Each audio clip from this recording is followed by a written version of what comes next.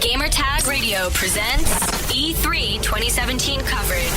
Hosts Danny Pena, Paris Lilly, and Peter Toledo are direct from the convention center floor. Here we go. All right, this is Peter with Gamertag Radio. I'm here at E3 2017, hanging out. Just had some hands-on time with Strange Brigade from Rebellion. I'm sitting with Tim Jones, head of creative. Thanks for taking the time out of your busy schedule to meet with us. It's absolutely my pleasure. Thanks for taking time out of your busy schedule to come and visit with us.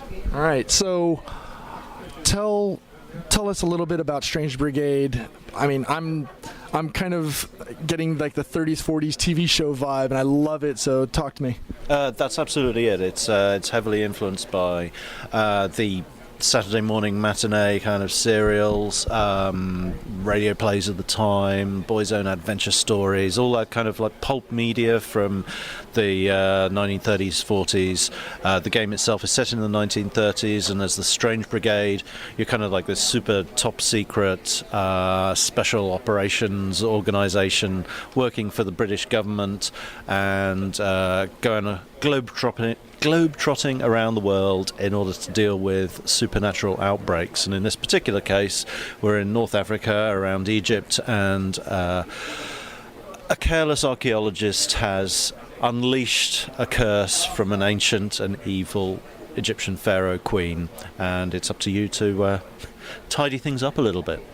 So it's a 1-to-4 player cooperative game. It's all about action and adventure. There's combat, there's exploration, there's puzzles, there's traps, there's looting for treasure, all good things. Right, so in the game, I got to play as the Scholar, but there's 3 other classes. Can you talk to me about the classes and what their specialties are like? Sure. So we've got 4 main player characters at the moment. There's we have a Scholar. Yes, so we have Professor Archimedes de Quincey, the scholar. So we got Nalango Rashida, who's sort of a fantastical take on a Maasai warrior. We've got Gracie Braithwaite, who's a tough northern English lass, and we have Frank Fairburn, who is a sort of ex-military, dubbed the man with the coldest eyes in the Empire. He's a dab hand with the rifle. They've all got their own special abilities. They've got expertise with different particular weapons, and as you play the game, you'll be collecting relics and unlocking special powers. And as you'll have seen when you were playing it, you've got an amulet that you fill up. As you inflict damage on the enemies, you become more powerful, and do more damage, and if you get to the top of the sort of power bar there, you fill up the amulet, and then you can use your special power, which, as the Scholar, he fires off this sort of swarm of magical, fiery things which chains between different enemies and is super satisfying. And if you're in the middle of a big fight with a lot of enemies, if you fire one of those off, you'll often set off quite a chain reaction, which will then lead you to filling up your power bar again. You can start chaining it all together, and it gets really quite satisfying when things get hectic. Yeah, at one point, I shut off my super, and it filled up immediately. Is that tell me about how that happened? What happened there? Well, because you fill up your meter by doing damage, and if you fill it up enough to unleash your special power, if you do it at the right time, then you're going to do an awful lot of damage, which will fill up your meter again. So it's deliberately designed so that, you know, if things are going well, you can start chaining it together and keeping it going, and that is absolutely going to be coming key to dealing with some of the more difficult encounters in the game, where you really do need to remain at the top of your power level in order to survive. Awesome. So tell me about the setting. So what country is the game taking place in? Broadly North Africa, largely Egypt. It's all dealing with ancient Egyptian lore. We've got, because there's an ancient Egyptian curse that's been unleashed, you are going to be exploring around all sorts of tombs and deserty places and towns and valleys and all sorts of mysterious places, ruins and things. We wanted to get that real kind of old adventure vibe in there. So, you know, it's got a little bit of the Indiana Jones about it, I suppose. but we're focusing a little bit more on the combat side of things, I guess. Yeah, so we saw minotaurs, Egyptian pharaohs, mummies. We've got quite a variety of enemies in there. Yeah, the minotaur you referred to, that's actually our champion of Apis. So yes, he looks a lot like a minotaur, but he's actually an Egyptian bull god. Or a manifestation Oz. We've got lots of mummies. We've got like high priests who actually summon more mummies from the ground and have crazy kind of tentacled like bandage attacks. We've got archers who are like throwing in flaming spears. It's not, it's kind of inconvenient when you're just trying to get around the place. But and we've got cutthroat assassins as well with like swords and shields, armored guys. So you have to shoot off their armor before you can take them down. And they're actually, the mummies themselves, they're quite slow moving and arguably are cannon fodder if you like. But they can be very dangerous in numbers. But the assassins, the cutthroats, they're really fast moving, diving around the place, every bit as agile as you are. So makes you switch up the gameplay quite a bit.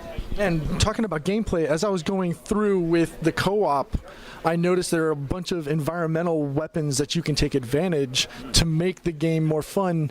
Speaking on that, does that raise up your power bar as well for your super?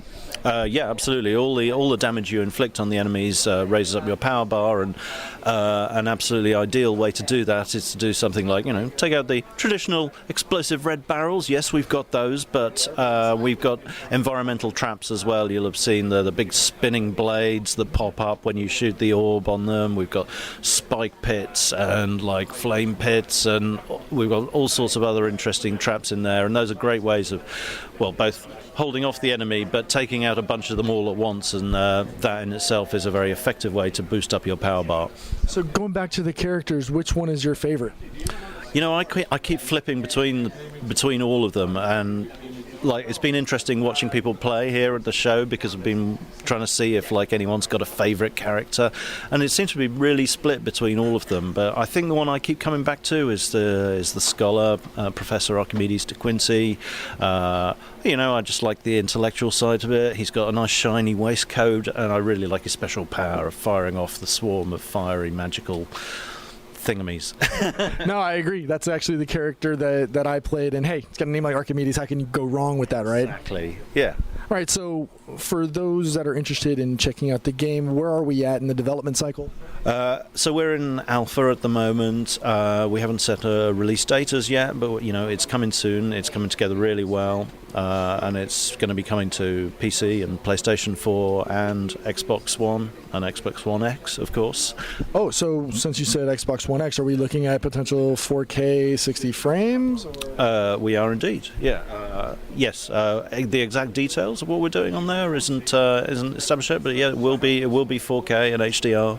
Awesome. And have you guys established a price point for this? Not yet. Okay. All right. And so for people who want more information on Strange Brigade, where do they go? Come to rebellion.co.uk on the web. That will absolutely lead you to all the places you need to go. You can check out the Strange Brigade website. You can follow us on Twitter. All of those things, please do if you're interested at all. All right, I definitely am. Folks, I played this. It's a lot of fun. I mean, who doesn't like good co-op and silliness? So thank you once again. And stay tuned for more coverage from E3. Thanks. This episode of Gamertag Radio is brought to you by Western Digital. With WD, you're now able to get solid-state drives and hard drives to fit your unique needs. When you need the superior performance of a WD solid-state drive to your PC, you get blazing read speed so you can boot your system quickly or load games and other applications in a snap. Combined with a reliable WD hard drive, you get up to 6 terabytes of storage to keep your games library, direct feed videos, podcasts, and more all in a single place. And for a limited time only, Gamertag listeners can get 20% off WD SSDs with the coupon code WDGTR. Find out more at wdc.com/GTR. Pete, a lot of the listeners been hitting you up about this and why they should take advantage of this limited time offer.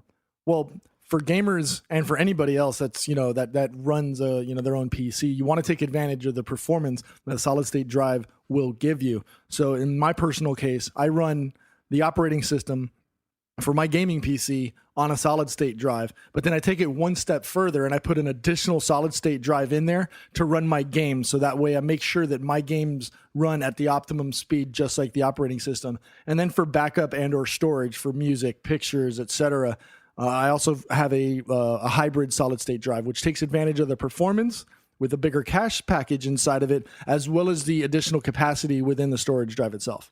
One more time, website and promo code? WDC.com/GTR. Use the code WDGTR and you get 20% off.